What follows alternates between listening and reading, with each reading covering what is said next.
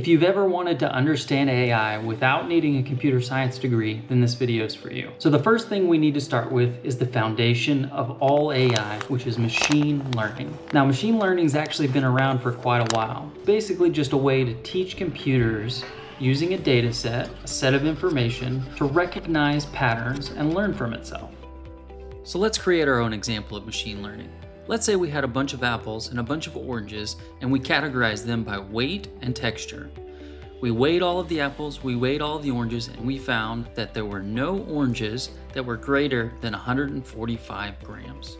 We also found that all the apples were smooth and all of the oranges had some texture to them. So what we can do is take this information, write a decision tree. A decision tree is one of the ways in which we can teach a computer how to learn. So the root question, the very first thing it might ask is, what's its weight? If it's less than 145 grams, then it's going to immediately predict that this is an orange. Like the examples here. Let's say the first number is the weight and the second number is the texture. We had a 0 for smooth and a 1 for texture. So if the input was 140 grams and textured, it would assume that this is an orange. Now this is sample data that we actually give the computer to start off the process. And the same thing's true here. If it's not less than 140 grams, then it's gonna move to the no category and predict that this might be an apple. 150 grams, but it's smooth. So what does this actually look like in code? Here's a sample of a Python code decision tree. Now this first part we don't really need to worry about. These are just importing libraries. Basically code that someone else wrote that we get to reuse. Then we have our sample data. We have weight, texture, over and over and over again. The larger the sample data set, the more information the computer has to determine patterns. Then we give the computer the answer. This first weight and texture is 0, so it equals an apple. This one, 140 grams and textured surface, so it is an orange. So how does this help the computer? Well, we've given it all this sample data, categorized it, and it'll go through and actually find patterns within this data set. So if you gave a new weight, let's say a new fruit that was 160 grams and smooth, it could predict what this is even though it's not a sample that you gave to it, because it falls into the patterns that it's recognized. And then at the end, we just want it to print out the results. So if we gave it a weight and a texture, it would print out this is an apple, or it would print out this is an orange based on what it found.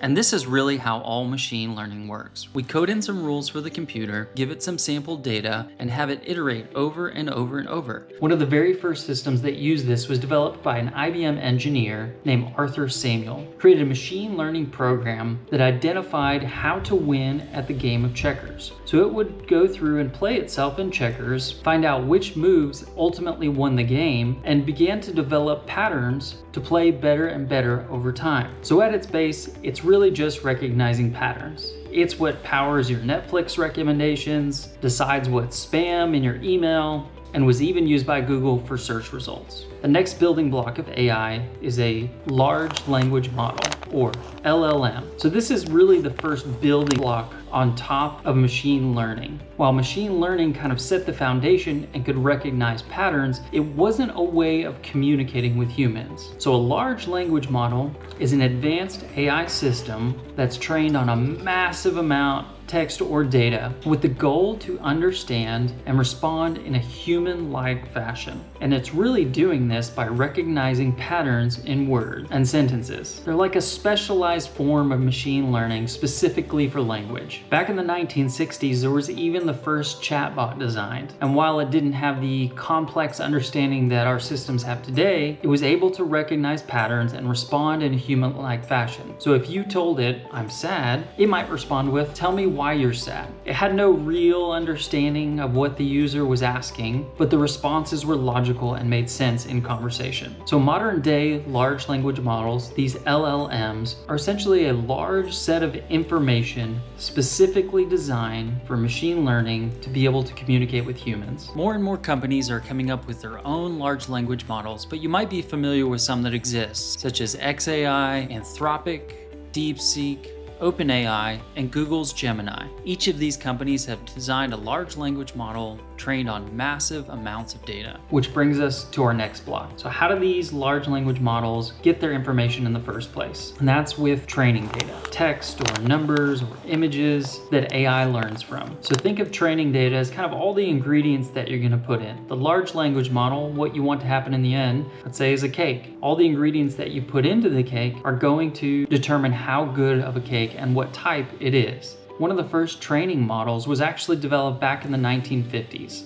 A device called the perceptron was an early machine learning model by Frank Rosenblatt, a psychologist and computer scientist at Cornell. He trained a machine by using punch cards to identify different shapes, like a circle is different than a square, and he used this by classifying each one and manually tweaking the machine to produce the right responses. So in today's world, most of the training data comes from the internet. So something like ChatGPT-3 will use web archives or historical data from the internet. Something like XAI might use web archive data as well as real-time text information on the platform X. You can think of this kind of like raising a child, where children all across the globe will learn things like walking, talking, interacting with other humans, and just the bases of knowledge and how to learn things. However, depending on where they're raised, their customs and perspective might change. The same thing can be true with AI. The training data going in can alter the outcomes of that system. And that's what training data looks like in AI. Now, there is a really important point to make here, because I do think that it has a very large impact on the final result of information and tasks that our AI performs, and that is bias. So just like humans, AI absolutely will have a bias. The bias in AI comes from its developers, because with any system, you have to create rules and boundaries or parameters when training them on the data. So if you gave bias or stereotypical information and that's all you gave to an AI, well, that AI would produce information that followed those same biases. So back in the 1990s, this started to become a real concern for AI. Even if its creators had good intentions, it would create that bias based on the training data. So for example, Brightmail was an early email security company, and it was used to detect spam in email, move those to spam, and move real emails through to your inbox. Well, what it found, because it was trained on English data sets, it would often mark foreign language emails as spam, even if they were legitimate mail. Because of the training data put in, there was bias in its response. And this has even become a more modern problem today. So in the last election, there were many complaints that different AI systems were either left-leaning or right-leaning, or would not respond to particular topics at all. While the goal should always be neutral, it's something that you need to be aware of, that there were creators with rules and intentions behind each one of these systems. So when choosing an AI, just remember that bias is always built in, which brings us to a few more things that can impact how you interact with an AI. The next is called temperature. Now, temperature is a setting in large language models that controls the randomness of responses. If you have a low temperature, it's more predictable, versus a higher temperature is going to have a lot more open creativity. This first was introduced around 2017 by OpenAI's GPT. Many AI systems at this point allow you to decide the temperature or randomness of the responses that you might want. Why is that helpful? Well, if you're producing compliance or copy for legal advice, you're going to want the temperature to be really low so it adheres to strict rules and regulations. Writing a story with AI, you're going to want to set the temperature really high to be as creative and entertaining as possible. This is a fun setting that you can play around with and really fine-tune it to where you get the information you need in the way that you want. Speaking of which, let's talk about how these AI systems break down their own information. Most modern AIs use what's called chunks. Chunks are really just smaller pieces of data that an AI can digest at a time, rather than scouring all the internet or its entire database and trying to think about all the information at one time. Just like if I asked you to eat a sandwich for lunch, you may be very capable of eating that entire sandwich, but you're gonna have a much harder time if you don't take it one bite at a time. So AI systems break information down into chunks so that they can cycle through them, find the information they need one piece at a time. We saw this first in practice back in the 1970s when NASA launched their lunar system. So researchers might search for something like, what's the composition of moon rocks? And the computing system that they had 1 megabyte of memory, which couldn't process the entire sentence and all of the matches at one time. So it broke it into 2 separate chunks. One chunk might be composition and the other chunk might be moon rocks. It would then find the matches for each one of those individually and could compile an answer together. Modern AI might break it down by sentence or paragraph or even just a few sections on a web page. Because of the computing power that we have now, we're able to use those larger chunks and process through them in time. And as AI breaks information down into these small chunks, it needs to decide which ones are most relevant. And that brings us to our next block, which is the confidence score. In a confidence score, an AI judges if an answer meets the criteria of the question. Think of it like a quality threshold. It basically grades each chunk or each response that it thinks might be related to what a user is trying to get to. And we first saw this around 1998 with Google's page ranking system. This was developed by Larry Page and Sergey Brin at Google. They used a ranking system based on keywords and links running on server farms. The page ranking system was essentially the same as our confidence score. So if you search something like best pizza in Chicago, it would scour each one of the sites looking for keywords related to best pizza in Chicago. The sites that would show up were ones that matched that criteria the best. Things that had none of those words were thrown out, and things that contained those words would be considered for the final results page. Those with the best matches would show up first. Similarly, the confidence score will take different chunks of information, decide which ones are actually relevant to the question, throw out any that aren't, and then use the top score to produce an answer for the user. So in combination with these chunks, it goes through and said, hey, which part of this actually meets this confidence threshold? And so I'm going to produce an answer from that information because it is the most relevant that I can find. And that brings us to AI agents. AI agents use machine learning and LLMs to observe, decide, and act towards certain goals in a sort of open-ended but rules-based system. The agent is really where you're deciding who the AI is. Now, if you've ever played a video game, this is similar to the character creation screen. When you create a character in a video game, you're deciding their role, what tools or weapons they might use, whether you're an explorer or a fighter, everything about how you want to play the game. The same thing is true with AI agents. You're deciding their perspective and the tools they need to accomplish the goal you're giving to them. So let's try out a real example. Say that you want your agent to translate for you between English and Chinese. Now, using the baseline assistant, you might type in some Chinese letters that says, hello, good morning. The assistant sees the language you're typing in and responds in a similar language, assuming that that is the language that you speak. But if we define our agent and tell it that it's an expert translator that translates between English and Chinese, we can now see that our answers are coming from the perspective of a translator. By defining the agent and its perspective, we can change how it views us, the world, place from which it responds, or even give it political or ideological views. Now, this is slightly different than asking for a specific response. It isn't really defining the agent. It's defining the next answer you receive. If you want to change the agent, you have to tell it what it is and its perspective going forward. You can define who that agent is and really narrow down the scope from which that agent is responding. We can see these different AI agents in practice all over. Whether those are virtual assistants like Siri and Alexa, customer service chatbots on a website, or self-driving cars like Tesla's autopilot. You can even find them in NPCs in video games, or how a Roomba vacuum maps out your home to plan the best paths to vacuum. The next is the most familiar, the AI assistant, your everyday helper.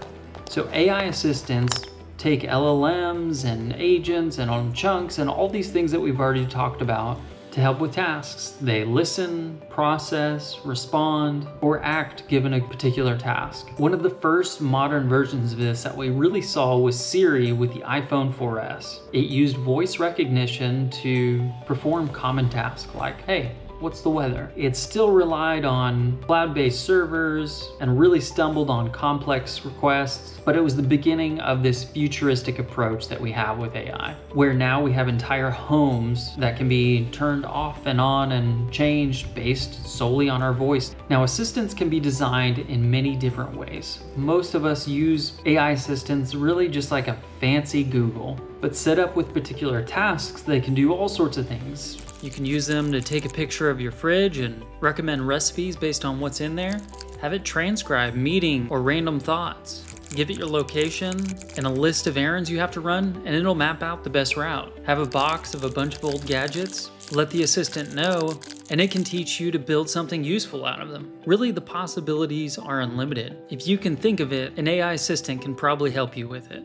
And if you can't come up with any ideas, the assistant can help with that too. And the last building block we have is called prompting. Prompting is how we instruct an AI, like asking a clear question, telling it to perform a task, or simply having a conversation. Prompting is something that many of us tend to overlook because the AI is so intelligent that it typically can find the meaning behind our questions with relatively low information. But if we really wanted the best information, we would prompt something like this, where we define the agent, what it is, parameters, things it should or should not do, and the format of the response that we're expecting or the task that we want it to perform. And while this really isn't necessary, common things like, hey, give me a beef stew recipe, as you start thinking about the capabilities, you'll need to understand how to properly prompt or even create your own agents or models to perform the tasks that really make a difference. So we can talk all about LLMs and agents and what you might use in a prompt, but really it comes down to